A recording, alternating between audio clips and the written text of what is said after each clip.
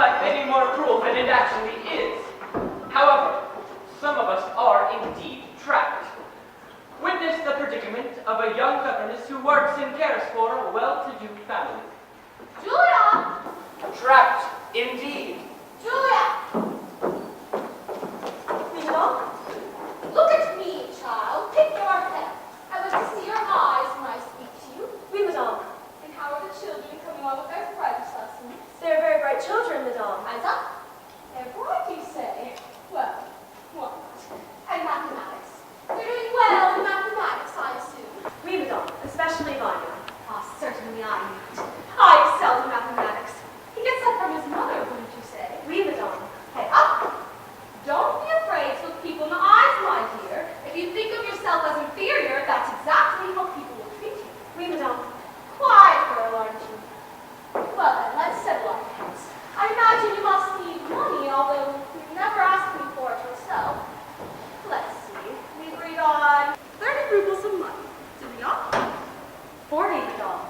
No, 30. I made a note of it. I always pay my governesses 30. Who told you 40? You did, madame. I spoke to no one else concerning money. Impossible. Maybe you thought you heard 40 when I said 30. If you kept your head up, that would never happen. Look at my face and I'll say it clearly. 30 rubles a month. Oui, madame. Settled. 30 a month it is. Now you've been here 2 months, exactly. 2 months and 5 days. No, exactly 2 months. I made a note of it. You should keep books the way I do. That way there wouldn't be these discrepancies.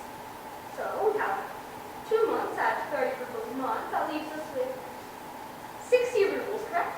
Oui, madame. Subtract 9 Sundays. We did agree to subtract Sundays, didn't we? No, madame. Well, certainly we did. I always subtract Sundays. I didn't even bother making note of it because I always do it. Don't you recall when I said we would subtract Sundays? No, madame. Think. No, madame. You weren't thinking. Your eyes were wandering. Look at my face and look hard. Do you remember now? Oui. I didn't hear you, Julia. Oui, madame. Very well. Now, plus 3 holidays, correct? 2, madame. Christmas and New Year's. And your birthday, that's 3. I worked on my birthday, madame. Oh, you did? There was no need to. My governesses never worked on their birthdays. But I did work, madame. But that's not the question, Julia. We're discussing financial matters now. I will, however, only count 2 holidays if you insist. Do you insist? I did work, madame. Then you do insist. No, madame. Very well. That's 3 holidays, therefore we subtract 12 rubles. Now then, 4 days little Corla was sick and there were no lessons. But I gave lessons to Vanya. True, but I engaged you to teach 2 children, not 1. Shall I pay you in full for only doing half the work? No, madame. Settled. Then we'll deduct it. Now then, 3 days you had a toothache and my husband gave you permission not to work after lunch. Is that true? Until 4. I worked until 4. Well, I have here, did not work after lunch. We had lunch at 1 and are finished at 2, not at 4, correct? Oui, madame, but And that's another 7 rubles. 7 and 12 is 19. Subtract at least 41 rubles, correct? Oui, madame. Ah, yes. January 4th, you broke a teacup and a saucer. Is that true? Just a saucer, madame. Well, what good is a teacup without a saucer, huh? That's 2 rubles. The saucer was an heirloom. It cost much more, but I'll let it go. I'm used to taking losses. Thank you, madame. Ah, yes. January 9th, Boyle climbed a tree and tore his shaft. I forbid him to do so, madame. But he didn't listen, did he? 10 rubles. Huh? And January 14th, Vanya's shoes were stolen. By the maid, madame. You discharged her yourself. Yes, but you get paid good money to watch everything. I explained that in our first meeting. Perhaps you weren't listening. Were you listening that day, Julia? Was your head in the clouds?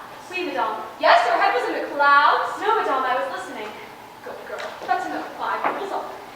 Huh? January 16th, I gave you 10 rubles. You didn't. But I made a note of it. Why would I make a note of it if I didn't give it to you? I don't know, madame. Well, that's not a satisfactory answer, Julia. Why would I make a note of giving you 10 rubles if I did not, in fact, give it to you? Huh? No answer? Then I must have given it to you, mustn't I? Oui, madame. If you say so, madame. Well, certainly I say so. That's the point of this little talk, to clear these matters up.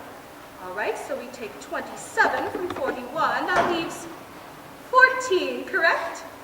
Oui, madame. What is this? Tears? Are you crying? Has something made you unhappy, Julia? Please tell me.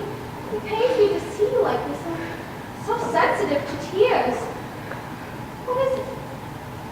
Only once since I've been here have I ever been given any money, and that was by your husband. On my birthday, he gave me 3 rubles.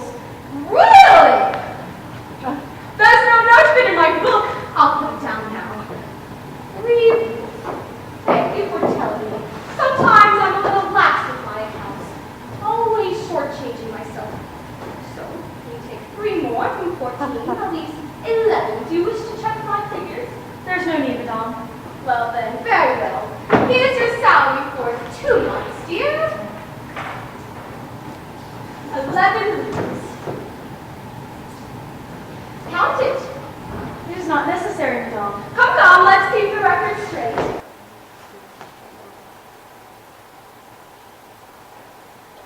There's only 10 here, madame.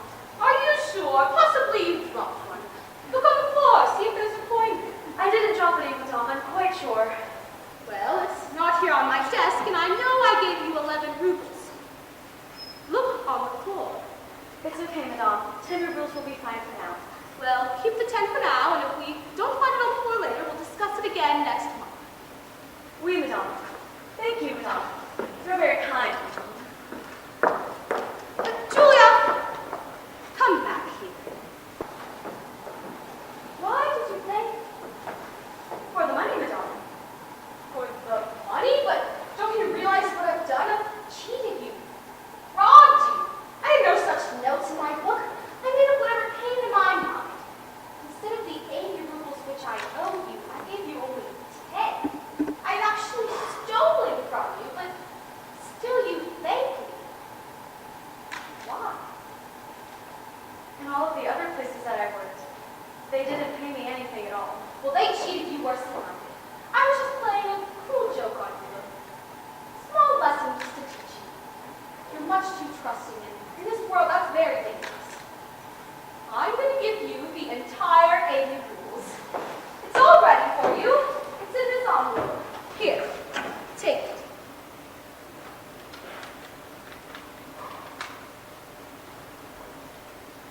As you wish, madame. Julia! Is it possible to be so spineless? Why don't you protest? Why don't you speak up? Why don't you cry out against this cruel and unjust treatment? Is it really possible to be so guileless, so innocent? Such a pardon me for being so blunt, such a simpleton? Oui, madame.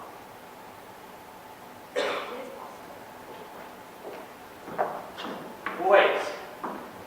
For those of you who are again offended by life's cruelty, there is another alternate ending. Julia was so enraged by such cruel and unjust treatment that she quit her job on the spot and went back home to live with her parents, where she inherited 5 million rubles.